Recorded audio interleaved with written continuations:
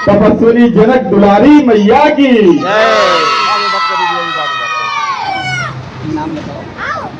आज के इस कार्यक्रम में बड़ा ही सौभाग्य मेरा है कि मैं अति विशेष अतिथि के रूप में इस कार्यक्रम में आया हूं और हमारे उत्तर प्रदेश से चल के हमारे प्रदेश महामंत्री श्री रविंद्र बर्नवाल जी का मैं सहृदय स्वागत अभिनंदन करता हूं। इसी क्रम में हमारे उत्तर प्रदेश से चल के आए प्रदेश संगठन मंत्री और आजमगढ़ जिला के जिलाध्यक्ष बर्नवाल समाज के श्री विनय कुमार बर्नवाल जी का भी स्वागत अभिनंदन है। और इसी क्रम में भाजपा नेत्री आजमगढ़ की महिला मोर्चा की जिला मंत्री, महिला मोर्चा नहीं गया, मेन बॉडी से महिला मोर्चा नहीं गया। श्री विभा बर्नवाल जी का भी स्वागत अभिनंदन है। और हमारे बर्नवाल समाज की जिला इकाई की जिला से चल के आए हमारे बड़े भाई श्री अजीत बर्नवाल जी जिला महामंत्री के दायित्व में हैं और श्री संजय बर्नवाल जी जिला संगठन मंत्री के दायित्व में हैं, उनका भी स्वागत अभिनंदन है। और जिला मीडिया प्रभारी के तौर पे जो कुशल संचालन कर रहे हैं हमारे बड़े भाई श्री मनोज बर्नवाल जी, काफ़ी कुशल संचालन के लिए उनका स्वागत अभिनंदन और आभार। इसी क्रम में हमारे जिला के सह कोषाध्यक्ष श्री संदेश बर्नवाल जी का भी स्वागत अभिनंदन है। क्योंकि मेरा यह गृह जनपद है तो मैं आप सभी लोगों का सहृदय स्वागत अभिनंदन करता हूं। और इसी क्रम में हमारे हिरवा समिति के शानदार जानदार बड़े भाई श्री कृष्ण कुमार बर्नवाल जी का भी स्वागत अभिनंदन है। और आप लोगों का आना और इस समिति का गठन एक शानदार कार्यक्रम हो रहा है, इसके लिए आप सभी के लोगों के लिए शानदार हम ताली की अपेक्षा करते हैं। अपने लिए एक बार शानदार ताली आप लोग बजाइए। आप लोगों का स्वागत अभिनंदन है इस कार्यक्रम में। यह कार्यक्रम इस कार्यक्रम का अगर सही मायने में अगर पूरी व्यवस्था अगर देखी जाए तो हमारे इस कार्यक्रम के इस समिति के संरक्षक पितातुल्य श्री ओंकार बर्नवाल जी का भी काफी स्नेह रहा है। और संरक्षक के रूप में बड़े भाई श्री राकेश बर्नवाल जी और श्री दुर्गा प्रसाद बर्नवाल जी का भी स्नेह मिलता रहता है, उनका भी आभार। और हमारे अध्यक्ष श्री रजनीश बर्नवाल जी, रितेश बर्नवाल जी जिला मंत्री, आप सभी लोगों का इस कार्यक्रम के लिए ढेर सारा आभार। 4 सितंबर 2025 को हम और हमारे जिला अध्यक्ष और हमारे जिला मंत्री अजीत बर्नवाल जी इस समिति का गठन किए और हमें यह आशा नहीं थी कि आप लोग इतना अच्छा सुंदर कार्यक्रम मात्र 4 महीने के उपरांत इतना बेहतरीन तरीके से कर ले जाएंगे। इसके लिए एक बार महाराजा हिरण जी की जयंती पर उनके उपलक्ष्य पर एक जयकारा हम चाहते हैं। बोलिए बर्नवाल समाज की, श्री बर्नवाल सेवा समिति कौड़िया पूरनपुर के लिए एक जयकारा हो जाए। श्री बर्नवाल सेवा समिति पूरनपुर की जैसा कि महाराजा हिरण का इतिहास जहां तक साक्ष्य के रूप में हम लोग देखते आए हैं, जैसा कि भाजपा नेत्री हमारी बड़ी बहन विभा बर्नवाल जी ने बताया, हम लोग मानधाता के वंशज एक इतिहास में मिला है देखने को।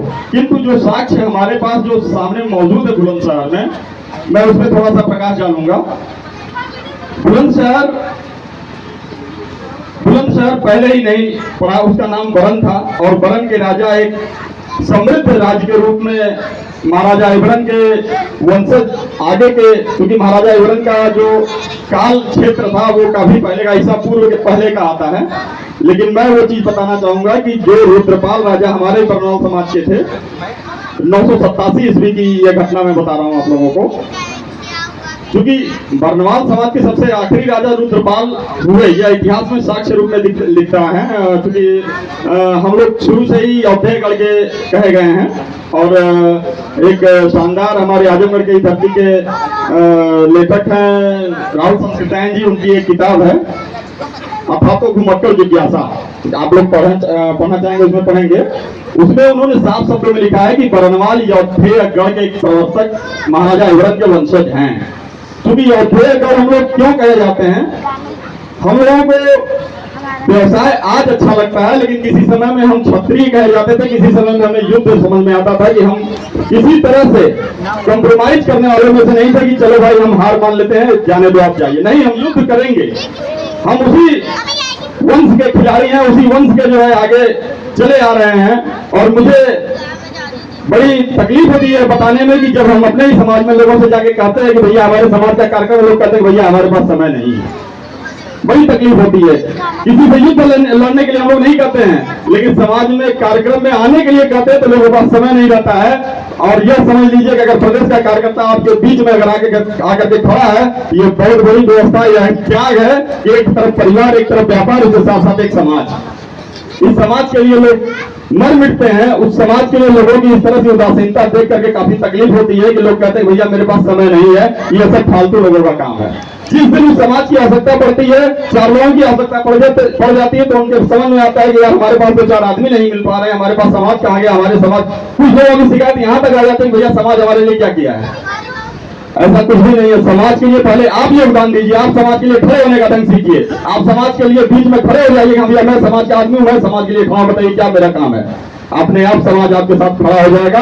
या मेरी लिखित व्यवस्था सुन लीजिए कि आप जो है समाज के साथ पहले खड़े होने का तरीका सीख लीजिए कि मुझे समाज के साथ रहना है। आप समाज से अगर अलग हो गए तो आप उसी तरह रहेंगे जैसे बिन पानी बिना मछली है, बिना पानी की मछली जैसे फड़फड़ाती है ना, वैसे ही समाज के बिना अगर आप हैं तो यही आपकी स्थिति होने वाली है। चाहे गैर समाज के कोई भी हो, मैं किसी विशेष समाज का नाम नहीं ले रहा हूं, लेकिन यह ध्यान दीजिएगा किसी भी गैर समाज में जब तक आपकी पहचान अपने समाज में मजबूत नहीं होकर के उभरेगी, तब तक गैर समाज में आपकी कोई व्यवस्था नहीं सुनने वाला है। यह हमेशा ध्यान दीजिएगा। किसी भी राजनीतिक मंच पे आप चढ़िए, जब तक आपका समाज आपको नहीं उस मंच पे भेजने के लिए कह रहा है जाइए आप मेरे समाज के इस पद पर बैठे हैं, जाइए मेरा प्रतिनिधित्व करिए, मेरे बरनवाल समाज का प्रतिनिधि बन के जाइए, आपकी इज्जत उस समय पड़ जाएगी। चाहे कोई भी कैबिनेट मंत्री हो, चाहे कोई भी प्रधानमंत्री हो या मुख्यमंत्री हो, आप अपने समाज का जबरदस्त तरीके से प्रतिनिधित्व करिए, आपका समाज आपके साथ खड़ा मिलेगा। और उसी तरह गैर समाज के लोग आपका भी उसी तरह सम्मान करेंगे। यही होता है। आप 20 बार चिल्लाइए कि भैया मैं इस पद पर बैठा हूं, कोई सुनने वाला नहीं है, लेकिन आप समाज के क्षेत्र से, समाज के तरीके से, समाज के द्वारा दिए गए आशीर्वाद, दिए गए पद पे बैठ करके आप किसी भी राजनीतिक मंच पे खड़े होइए, आपको उसी तरीके से देखा जाएगा ताकि आप किसी संगठन के युवा प्रदेश अध्यक्ष, मैं कई मंचों में, मैं कई राजनीतिक मंचों में बैठ करके देख चुका हूं, उस चीज को मैं महसूस करता आया हूं। पहले सर्वप्रथम अपने समाज को आगे बढ़ाइए, समाज के लिए खड़ा होने का ढंग सीखिए। समाज मेरा है, मुझे समाज के लिए लड़ना है। समाज से अपेक्षा मत कीजिए मुझको समाज से कुछ मिलने वाला नहीं। पहले आप समाज को देने की व्यवस्था बनाइए, मुझे समाज को देना है। मैं समाज के लिए मैं पैदा हूं तो समाज को देने के लिए पैदा हूं, ताकि मैं जिस दिन न रहूं समाज में लोग मेरा नाम लें कि कोई आया था बता करके गया है, हमको उस पथ पे चलना है। महाराजा हिवरत की अगर हम लोग पूजा करते हैं, उनकी व्यवस्था लेकर के आज दीप प्रज्वलन कर रहे हैं या जो भी कार्यक्रम कर रहे हैं, यह कोई खेल नहीं है, यह कोई कार्यक्रम नहीं है, यह राजनीतिक गुहार है। ताकि हमको राजनीतिक स्थान चाहिए, हमको किसी की पैरवी नहीं चाहिए, हमको किसी का बिरादरी के लिए, हमको अगर कहीं प्रशासनिक तौर पर किसी से मदद लेनी हो या कहीं भी किसी तरीके से राजनीतिक मंच पे हमको जाना हो, हमको अपने समाज में इतनी पावर होनी चाहिए कि हम डायरेक्ट बोले कि भैया मैं इस समाज का हूं, मैं इस पद पे बैठा हूं।